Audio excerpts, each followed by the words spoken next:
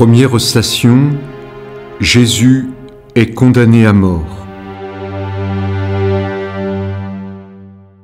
Pilate leur relâcha Barabbas. Quant à Jésus, après l'avoir fait flageller, il le livra pour être crucifié. Pilate se rend parfaitement compte que le Christ est innocent. Il voudrait le sauver, et pourtant, c'est lui qui le condamne. Il préfère à la voix de sa conscience sa carrière, sa tranquillité. Jésus lui dit « Je suis venu en ce monde pour rendre témoignage à la vérité. Je suis la vérité elle-même qui te parle. » Mais cela ne signifie rien pour Pilate, ce sont des mots. Cependant, sans s'en rendre compte, Pilate agit prophétiquement. Jésus, portant la couronne d'épines et le manteau de pourpre, reçoit de lui le titre ironique de « Voici l'homme ». Ce roi messianique que l'on bafoue est vraiment le Fils, en qui le Père se complaît dans l'amour, et le nouvel Adam, dans lequel va être recréée l'humanité tout entière. La foule a beau crier à Pilate « À mort, crucifie-le !» Elle ne peut rien sur lui. C'est lui, le témoin fidèle, c'est lui qui a vaincu le monde.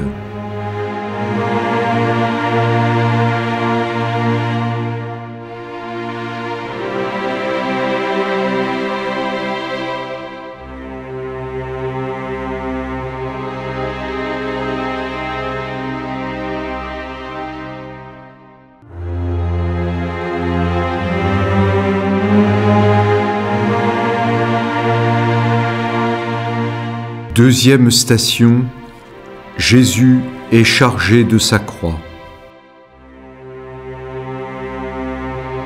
Après s'être moqués de lui, les soldats lui retirèrent le manteau, lui remirent ses vêtements et l'emmenèrent pour le crucifier. Injustement livrés aux soldats pour être crucifiés, ceux-ci mettent sur les épaules de Jésus la lourde croix. C'est le poids écrasant des péchés du monde. Puis, on l'entraîne sur le chemin du calvaire. Librement, il s'y engage pour nous, pécheurs. C'est la voie qui mène à la vie.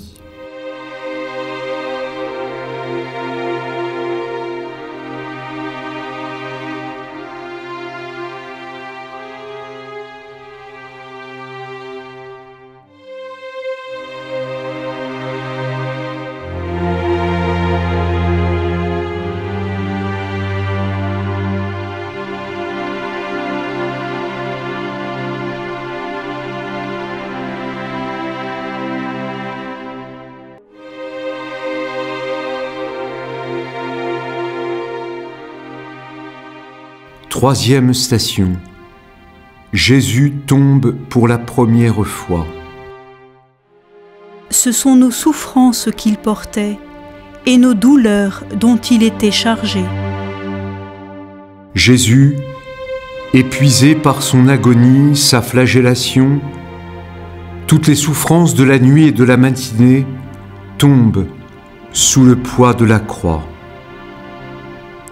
Il peut se faire que nos épreuves dépassent nos forces. Sans le Christ, nous pourrions tomber alors dans le désespoir ou la révolte. Jésus participe à notre faiblesse humaine, s'offre au regard d'amour de son Père, à qui il se confie tout entier.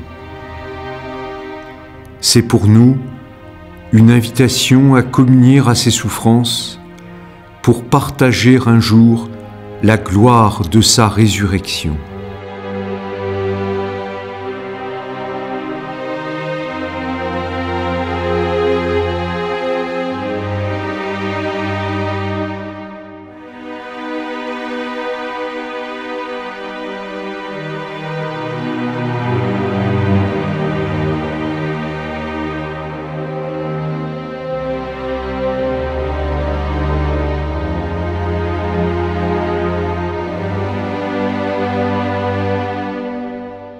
4e station. Jésus rencontre sa mère. Siméon dit à Marie, sa mère, « Cet enfant doit être un signe en but à la contradiction, et toi-même, une épée te transpercera l'âme. » C'est de Marie, sa mère, que Jésus a reçu ce corps, qui est maintenant broyé par les douleurs. Souffrant à l'extrême, sa présence lui est indispensable. Le regard de Jésus, voilé de sang, l'aperçoit lorsqu'il se relève de sa chute. Elle est là, présente, aimante. C'est le cœur de la communion dans l'amour du Christ et de sa mère.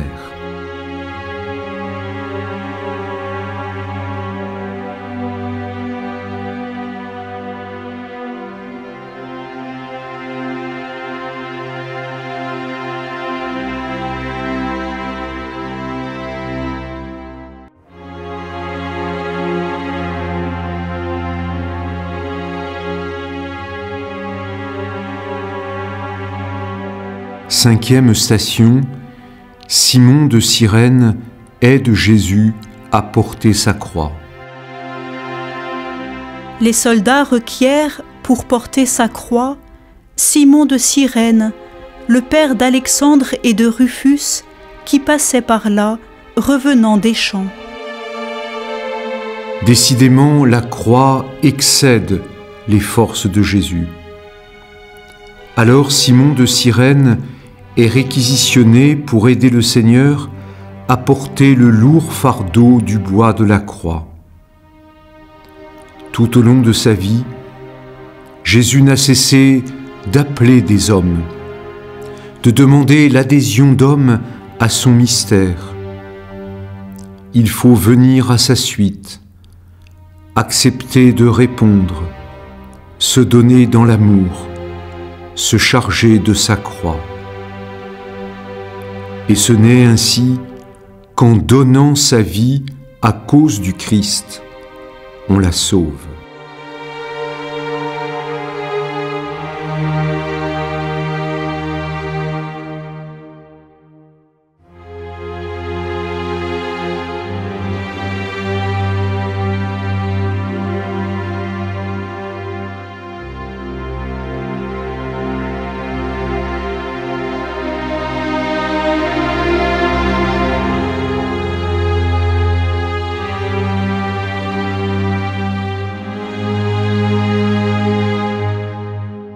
Sixième station, une sainte femme essuie la face de Jésus.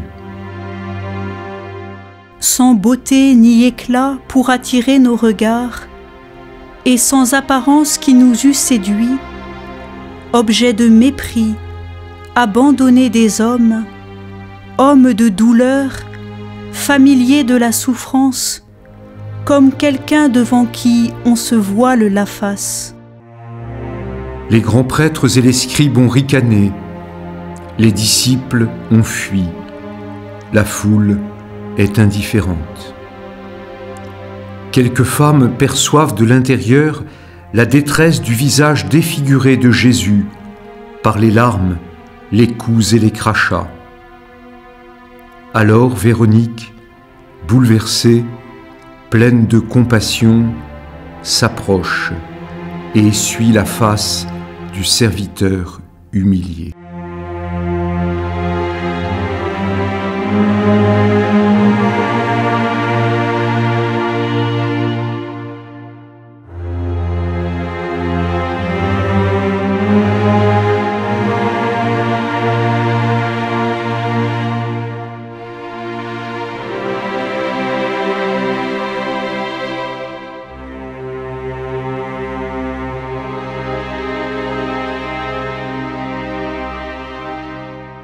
Septième station, Jésus tombe pour la deuxième fois.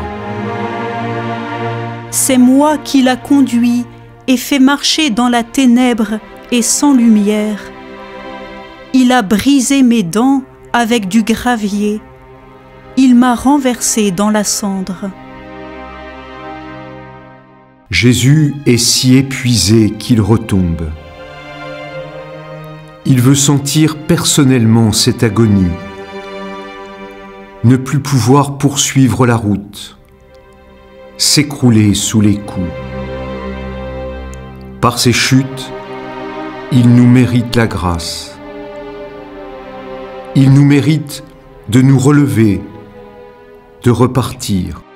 Nous ne contemplerons jamais trop l'abaissement du Fils de l'homme et son obéissance, libre, donnée, souveraine, qui le conduit au calvaire.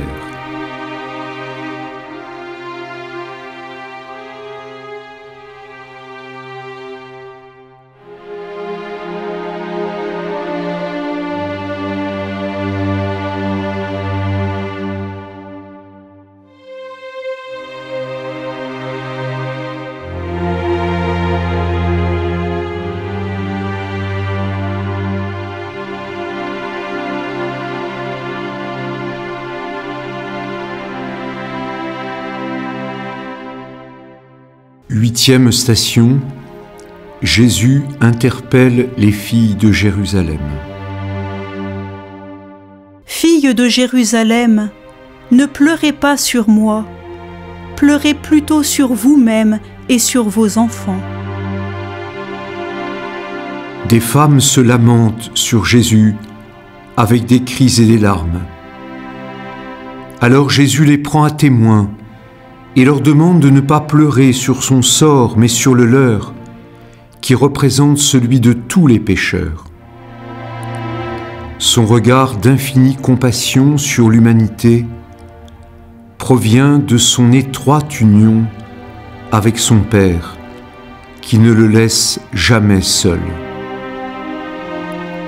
Que nos cœurs s'ouvrent à la vérité de l'amour divin et portent beaucoup de fruits.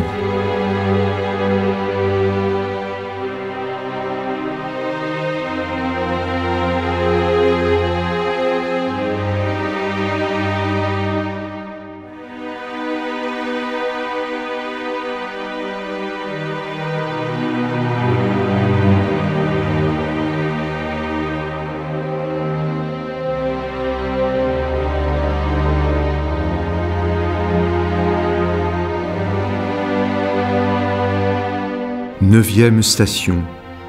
Jésus tombe pour la troisième fois.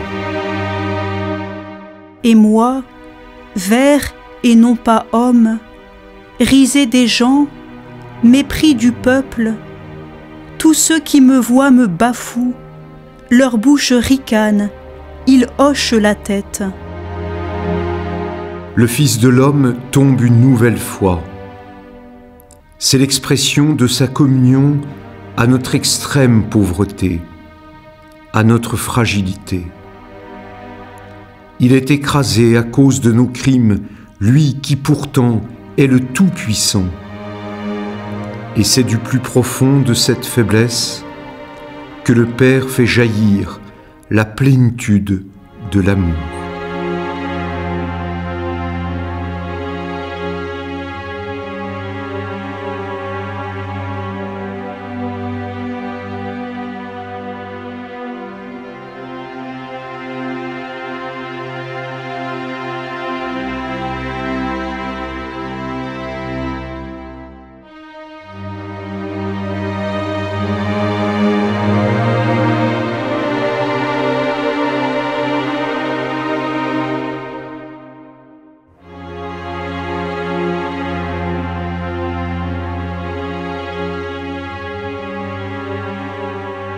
Dixième station. Jésus est dépouillé de ses vêtements. Arrivés à un lieu dit Golgotha, c'est-à-dire lieu dit du crâne, ils lui donnèrent à boire du vin mêlé de fiel.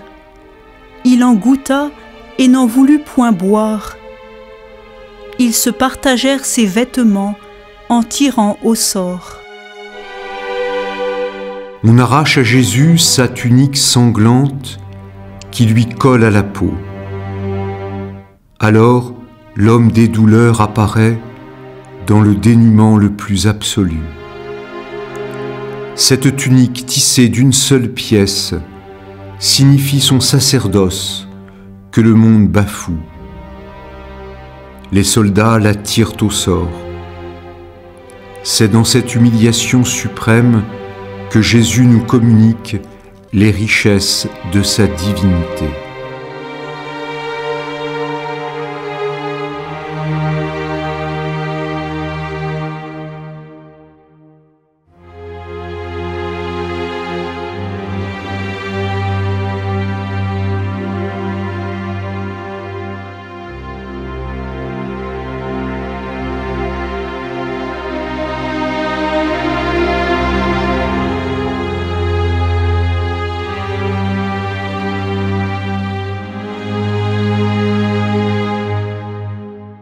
Onzième station.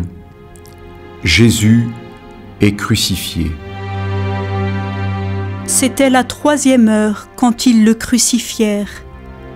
Et avec lui, ils crucifient 2 brigands, l'un à sa droite, l'autre à sa gauche.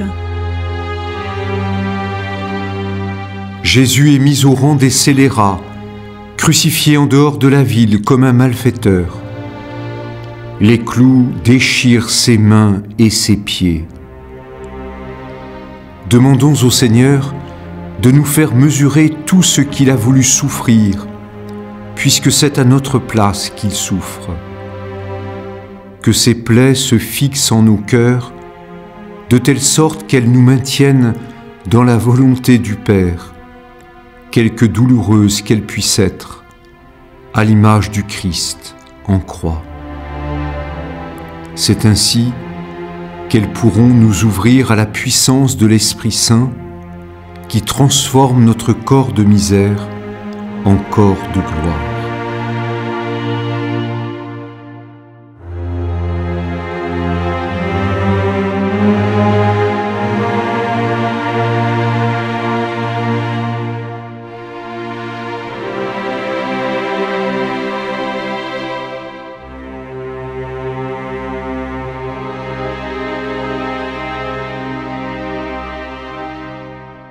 Douzième station, Jésus meurt sur la croix. C'était déjà environ la 6e heure, quand, le soleil s'éclipsant, l'obscurité se fit sur la terre entière jusqu'à la 9e heure. Jetant un grand cri, Jésus dit : « Père, en tes mains, je remets mon esprit. »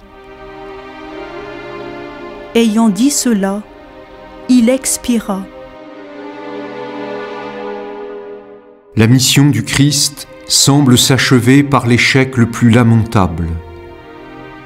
En réalité, c'est alors qu'il accomplit notre rédemption, pour laquelle il est venu sur la terre. Seul, abandonné de tous, Jésus, après avoir connu de façon unique l'abîme de la souffrance et la profondeur du péché, s'en remet totalement, uniquement à son Père. Par son esprit qui ne peut mourir, il tue la mort tueuse d'hommes, et ainsi dans la mort, par son offrande dans l'amour, il devient notre vie véritable.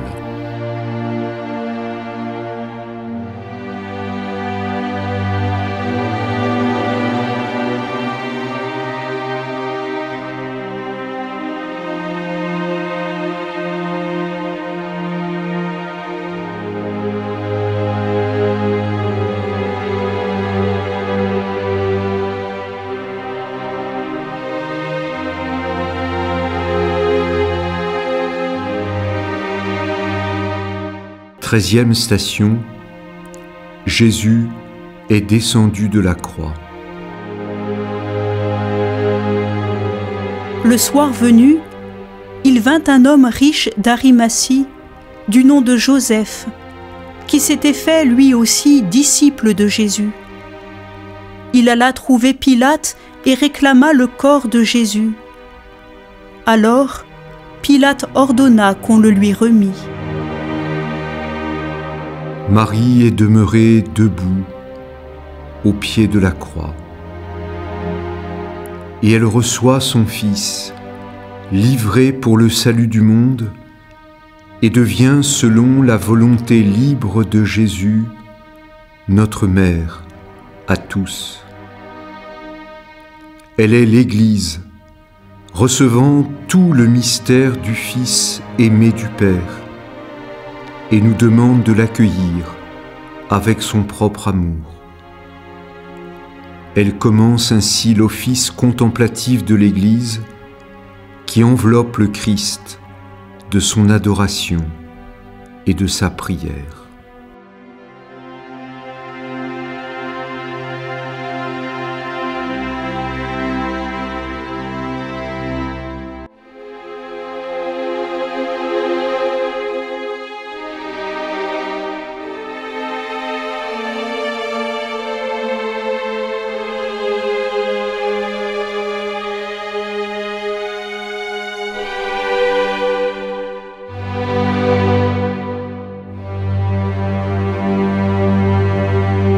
Quatorzième station, Jésus est déposé au tombeau. Joseph d'Arimathie mit le corps de Jésus dans le tombeau neuf qu'il s'était fait tailler dans le roc. Puis il roula une grande pierre à l'entrée du tombeau et s'en alla.